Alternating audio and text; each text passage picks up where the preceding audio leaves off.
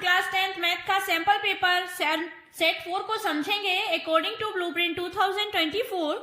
अगर आपने अभी तक वीडियो को लाइक और चैनल को सब्सक्राइब नहीं किया है तो प्लीज वीडियो को लाइक और चैनल को सब्सक्राइब कर लीजिए। तो चलिए स्टार्ट करते हैं। सेट 4 जिसमें प्रश्न नंबर 1 है, सही विकल्प चुनकर लिखिए।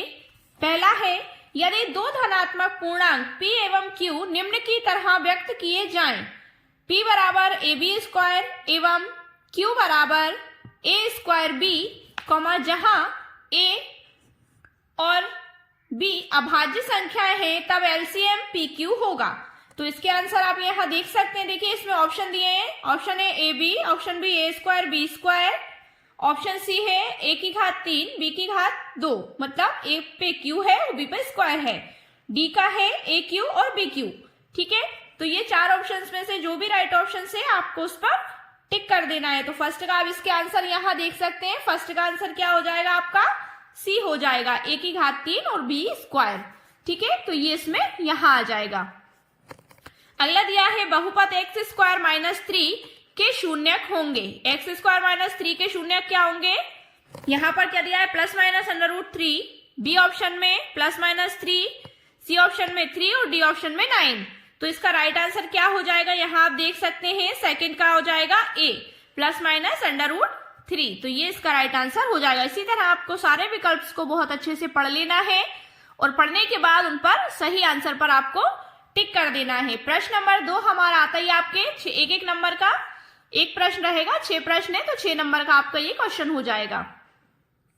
प्रश्न नंबर 2 है, रिक्त स्थानों की पूर्ति कीजिए। ये भी आपके 6 नंबर के रहेंगे रिक्त स्थान।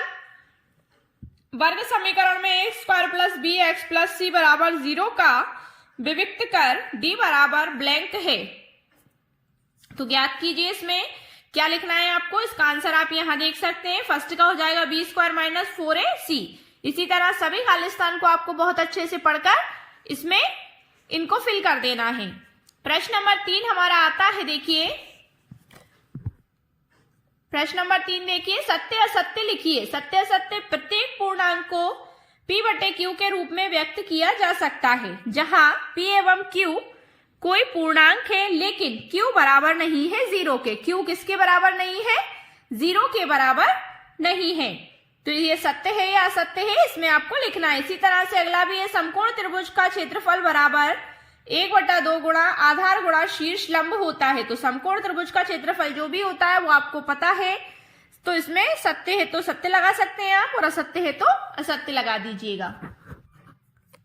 अगले इसी तरह से और भी सेंटेंसेस यहाँ है। क्षैतिज रेखा हमारी आंखों से या आंख से सीधे भूमि के समांतर जाती है, तो इसको भी आप सत्य है तो सत्य लगा दीजिएगा और यदि असत्य है तो असत्य। वैसे भी अगर इसके आंसर आप देखना चाहें तो आप यहाँ देख सकते हैं। पहला आपका सत्य हो जाएगा, दूसरा भी सत्य है और तीसरा कैसा है? ये भी सत्य है, क्षैतिज रेखा वाला। चौथा भी सत्य है, पांचवा भी सत्य और छठा जो है वो असत्य है। ठीक है, बारंबारता वक्र तोरण कहलाता है, तो ये असत्य हो जाएगा।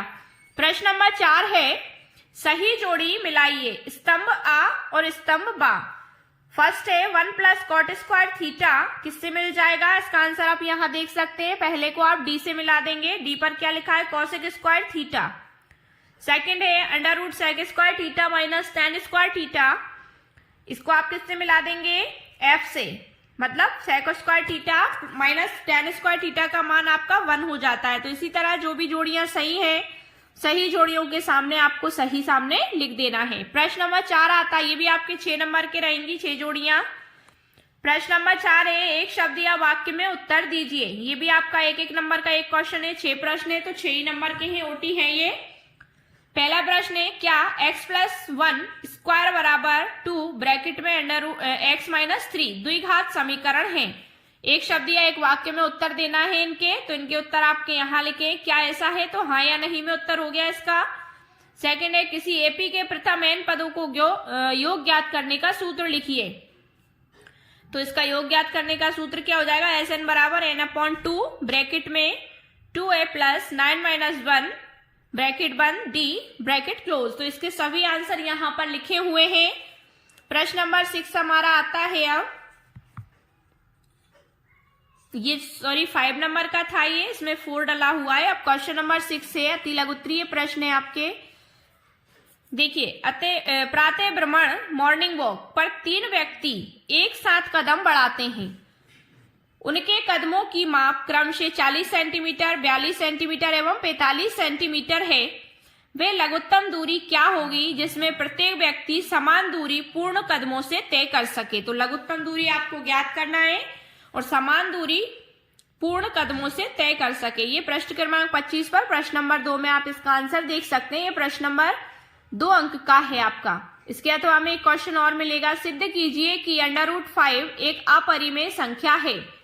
तो ये √5 जो है अपरिमेय संख्या है, आपको सिद्ध करना है। प्रश्न क्रमांक 27 पर आप प्रश्न नंबर 1 में इसका हल देख सकते हैं। प्रश्न नंबर 7 है, संख्या 7429 को अभाज्य गुणनखंडों के रूप में व्यक्त कीजिए। 7429 को अभाज्य गुणनखंड के रूप में आपको व्यक्त करना है। प्रश्न क्रमांक 24 पर प्रश्न नंबर 1 का 5 देखिएगा, इसमें आपको इसका सॉल्यूशन मिल जाएगा।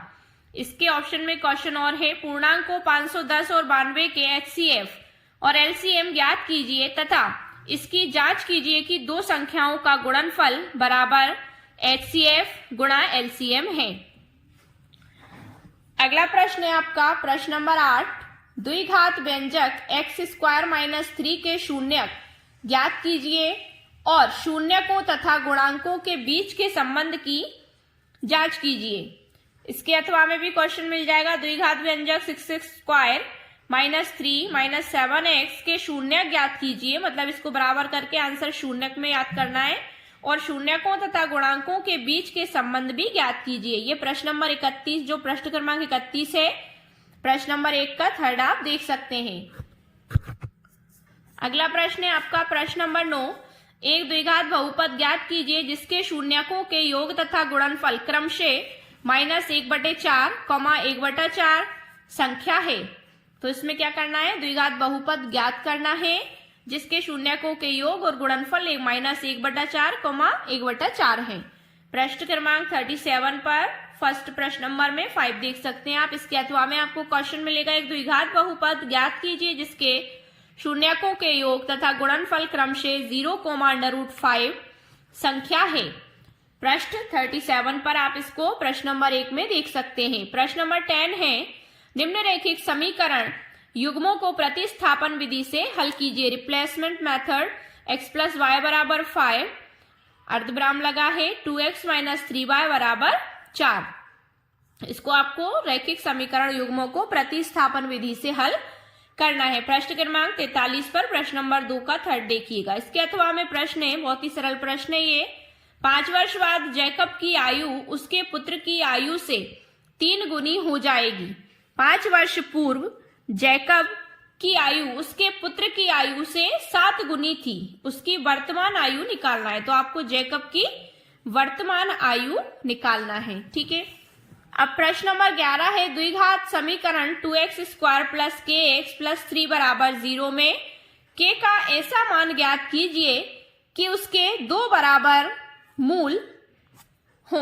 2 बराबर मूल हो, इनका k का ऐसा मान निकालना है। प्रश्न 56 पर आप इसको प्रश्न नंबर 3 में देख सकते हैं। गुणनखंड विधि द्वारा इसके अथवा में आपको क्वेश्चन मिलेगा, गुणनखंड विधि से द्विघात समीकरण x² - 3x - 10 = 0 के मूल ज्ञात कीजिए। इसके मूल ज्ञात करना है। अगला प्रश्न देखिए, प्रश्न नंबर 12, ये 2-2 नंबर के प्रश्न है आपके अति लघु के। किसी एपी का पद प्रथम पद 5, अंतिम पद 45 और योग 400 है।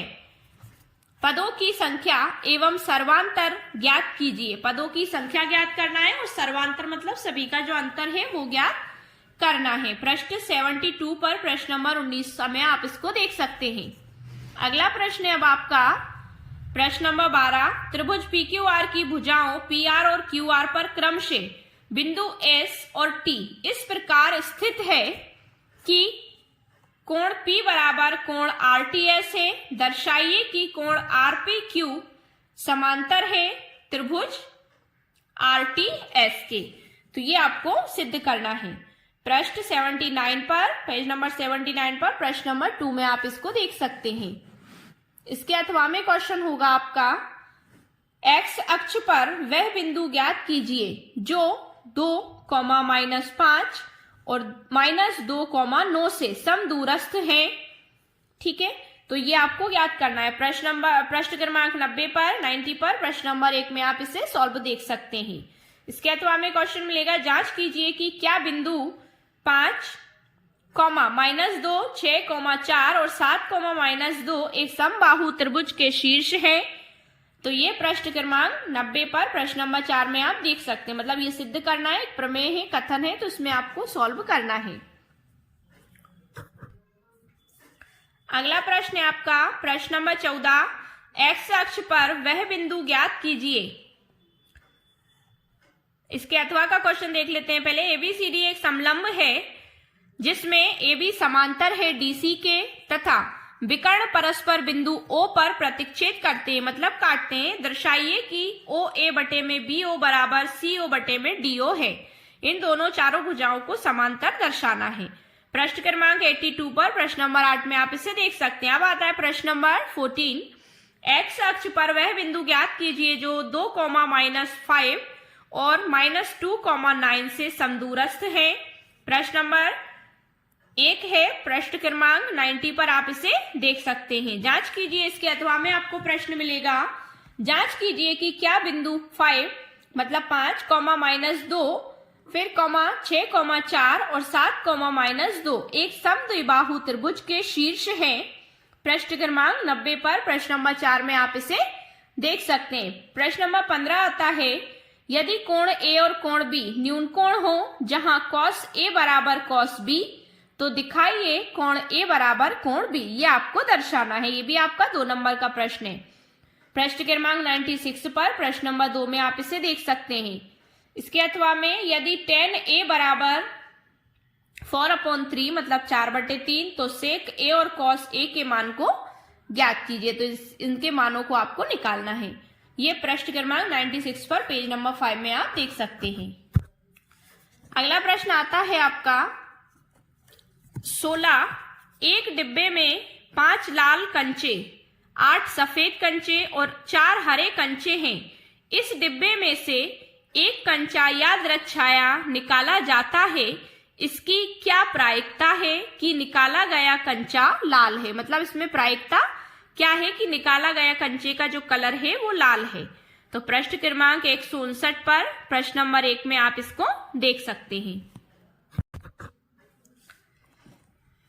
अगला है इसके अथवा में आपको एक प्रश्न मिलेगा, अच्छी प्रकार से फेंटी गई 52 पत्तों की गड्डी में से एक पत्ता निकाला जाता है। इसकी प्रायिकता ज्ञात कीजिए कि यह पत्ता एक इक्का नहीं होगा। ये प्रायिकता ज्ञात करना है कि जरूरी नहीं है कि पत्ता इक्का ही हो, तो इस इक्का नहीं होगा, इसकी प्रायिकता हमें निकालना है। प्रश्न क्रमांक 157 पर प्रश्न नंबर 16 में आप इसे देख सकते हैं।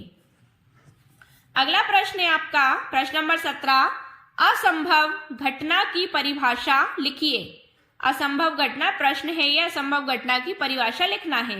इसके अथवा में क्वेश्चन है, एक बच्चे के पास ऐसा पासा है जिसके फलकों पर निम्नलिखित अक्षर अंकित है, ABCDE और A। ऐसा पासा है उसके पास कि उसके फलकों पर ये अंक निर्धारित हैं या छपे हुए हैं। अगला प्रश्न है, इसी का अगला प्रश्न है, इस पासे को एक बार फेंका जाता है। ये प्रश्न अनकंप्लीट था, ऊपर पूरा नहीं हुआ था अभी। इस पासे को एक बार फेंका जाता है, इसकी क्या प्रायिकता है कि A प्राप्त हो। मतलब एक बार अगर इसे उछालेंगे, फेंकेंगे, तो इसकी क्या प्रायिकता है कि इसमें A प्राप्त हो। ये प्रश्न क्रमांक 156 पर आप इसे देख सकते हैं। प्रश्न नंबर 18, अब आपके 3 नंबर के प्रश्न स्टार्ट हो गए। यहां से 7 मीटर ऊंचे भवन के शिखर से एक टावर का उन्नयन कोण 60 डिग्री है और उसके पाद का अवनमन कोण 45 डिग्री है। टावर की ऊंचाई ज्ञात कीजिए। तो इसकी आपको ऊंचाई ज्ञात करना है। इसके अथवा का क्वेश्चन है आपका, 1.5 मीटर लंबा एक प्रेक्षक एक चिमनी से 28.5 मीटर की दूरी पर है। उसकी आंखों से चिमनी के शिखर का उन्नयन कोण 45 डिग्री है। चिमनी की ऊंचाई बताइए। तो चिमनी की ऊंचाई आपको ज्ञात करना है। ये प्रश्न क्रमांक 109 पर प्रश्न नंबर 4 में आप देख सकते हैं। अगला है प्रश्न नंबर 19, आपका 3 नंबर का ही है। 5 सेंटीमीटर त्रिज्या वाले एक वृत्त के बिंदु P पर स्पर्श रेखा PQ केंद्र O से जाने वाली एक रेखा से बिंदु Q पर इस प्रकार मिलती है कि OQ बराबर 12 सेंटीमीटर। PQ की लंबाई ज्ञात कीजिए। तो PQ की लंबाई इसमें हमें ज्ञात करना है। इसके अथवा में आपको क्वेश्चन मिलेगा, सिद्ध कीजिए कि दो संकेंद्रीय वृत्तों में बड़े वृत्त की जीवा जो छोटे वृत्त को स्पर्श करती है स्पर्श बिंदु पर समद्विभाजित होती है। वो स्पर्श बिंदु पर ही समद्विभाजित होती है, मतलब दो भागों में बट जाती है। अगला प्रश्न है आपका प्रश्न नंबर 20। 15 सेंटीमीटर त्रिज्या वाले एक वृत्त की कोई जीवा केंद्र पर 60 डिग्री का कोण अंतरित करती है। 15 सेंटीमीटर त्रिज्या वाला एक वृत्त है, उसकी जीवा केंद्र पर 60 डिग्री का कोण अंतरित करती है, मतलब बनाती है। संगत लघु और दीर्घ वृत्त खंडों के क्षेत्रफल ज्ञात कीजिए। पाई का मान आपको 3.14 में रखना है और √3 बराबर 1.73 का प्रयोग करना है। √3 का मान आपको कितना रखना है? 1.73। प्रश्न क्रमांक 131 पर प्रश्न नंबर 3 में आप इसे देख सकते हैं। इसके अथवा में आपको प्रश्न मिल जाएगा, त्रिज्या 12 सेंटीमीटर वाले एक वृत्त की कोई जीवा केंद्र पर 120 डिग्री का कोण अंतरित करती है। ठीक है, त्रिज्या 12 सेंटीमीटर वाले वृत्त की एक जीवा केंद्र पर 120 डिग्री का कोण बनाती है, अंतरित करती है। संगत वृत्त खंड का क्षेत्रफल ज्ञात कीजिए। पाई का मान आपको 3.14 और √3 का मान आपको 1.73 का प्रयोग करना है। अगला प्रश्न है हमारा, अब हमारे 4 नंबर के प्रश्न स्टार्ट हो जाते हैं। यहाँ से 21 नंबर का प्रश्न है, निम्नरेखित समीकरणों के युग्म को प्रतिस्थापन विधि से हल कीजिए। समीकरण दिया गया है 8x + 5y बराबर 9 अर्धविराम 3x + 2y बराबर 4। तो इसको आपको प्रतिस्थापन विधि से हल करना है। ये आपका 4 नंबर का आएगा। इसके अथवा में क्वेश्चन मिलेगा आपको, निम्नरेखिक समीकरण युग्म को विलोपन विधि से हल कीजिए। इसको आपको विलोपन विधि से हल करना है। समीकरण है 3x - 5y - 4 = 0 अर्धविराम लगा है सेमी। ठीक है ना। इसके बाद 9x बराबर 2y + 7, इसको आपको विलोपन विधि के द्वारा हल करना है। प्रश्न नंबर 22 है, एक खिलौना त्रिज्या 3.5 सेंटीमीटर वाले एक शंकु के आकार का है जो उसी त्रिज्या वाले एक अर्धगोले पर अध्यारोपित है, मतलब अर्धगोले पर खड़ा है। उस खिलौने की संपूर्ण ऊंचाई 15.5 सेंटीमीटर है। इस खिलौने का संपूर्ण पृष्ठीय क्षेत्रफल ज्ञात कीजिए। तो संपूर्ण पृष्ठीय क्षेत्रफल को आपको निकालना है। इसके अथवा में आपको प्रश्न मिल जाएगा, 6 मीटर चौड़ी और 1.5 मीटर गहरी एक नहर में पानी 10 किलोमीटर प्रति घंटा चाल से बह रहा है, मतलब 10 किलोमीटर प्रति घंटे की रफ्तार से बह रहा है। 30 मिनट में यह नहर कितने क्षेत्रफल की सिंचाई कर पाएगी, जबकि ऊंचाई के लिए 8 सेंटीमीटर गहरे पानी की आवश्यकता होगी। ऊंचाई के लिए कितना पानी चाहिए होगा? 8 सेंटीमीटर गहरे पानी की आवश्यकता होगी। तो इसमें क्या ज्ञात करना है? कितने क्षेत्रफल की सिंचाई कर पाएगी। तो आपको क्षेत्रफल निकालना है। अगला आज हमारा लास्ट क्वेश्चन है आज का, विद्यार्थियों के एक समूह द्वारा अपने पर्यावरण चेतना अभियान के अंतर्गत एक सर्वेक्षण किया जाता है या किया गया है, जिसमें उन्होंने एक मोहल्ले के 20 घरों में लगे हुए पौधों से संबंधित निम्नलिखित आंकड़े एकत्रित किए हैं। प्रति घर माध्य पौधों की संख्या ज्ञात कीजिए। तो पौधों की संख्या और घरों की संख्या दी हुई है, देखिए सारणी में। 0 से 2 में घरों की संख्या 1 है, 2 से 4 पौधों में 2 है, 6 से 4 पौधों में 1 घर है, 6 से 8 में 5 है, 8 से 10 में 6 है, 10 से 12 में 2 घरों की संख्या और 12 से 14 में 3 घरों की संख्या है। तो माध्य ज्ञात करने के लिए आपने किस विधि का प्रयोग किया और क्यों? तो किस विधि से आपने समांतर माध्य यानी माध्य निकाला है, तो वो आपको बताना है और कारण भी बताना है। प्रश्न क्रमांक 145 पर प्रश्न नंबर 2 आप देख सकते हैं। इसके अथवा में आपका क्वेश्चन मिल जाएगा, निम्नलिखित आंकड़े 225 बिजली उपकरणों के प्रेक्षित जीवन काल घंटों में की सूचना देते हैं। उपकरणों का बहुलक जीवन काल ज्ञात कीजिए। तो जीवन काल घंटों में 0 से 20, 20 से 40, 0 से 20 में आपके 20 बारंबारता है, 20 से 40 में 45 है, 40 से 60 में 57 है, 60 से 80 में 65 है और 80 से 100 में 38 है। तो ये आप पृष्ठ क्रमांक 149 पर प्रश्न नंबर 11 देख सकते हैं। तो आज का हमारा ये क्वेश्चन था। डियर स्टूडेंट्स, ये सभी क्वेश्चन को आपको बहुत अच्छे से रिवीजन कर लेना है, पढ़ लेना है अच्छे से। और टोटल हमारे 23 क्वेश्चन है। इसमें से अगर आपने अभी तक क्वेश्चन इतने तैयार कर लिए तो आप 100% स्कोर कर पाएंगे। वीडियो पसंद आया हो तो वीडियो को लाइक शेयर करिए, चैनल को सब्सक्राइब कीजिए और बेल आइकन को प्रेस कीजिए, जिससे कि आपको हमारे आने वाले वीडियोस के नोटिफिकेशन मिलते रहें। फिर मिलते हैं डियर स्टूडेंट्स नेक्स्ट वीडियो के साथ। Thank you so much.